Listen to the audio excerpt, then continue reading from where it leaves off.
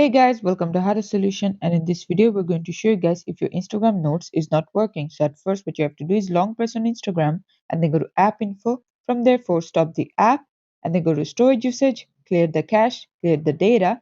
From there go back to Play Store and then search for Instagram and then make sure the app is updated. Once it is, go back to Instagram if the problem is still not solved and then tap on the three dots and then settings and then go to help and then report a problem, then click on report problem without shaking and then click on include and continue.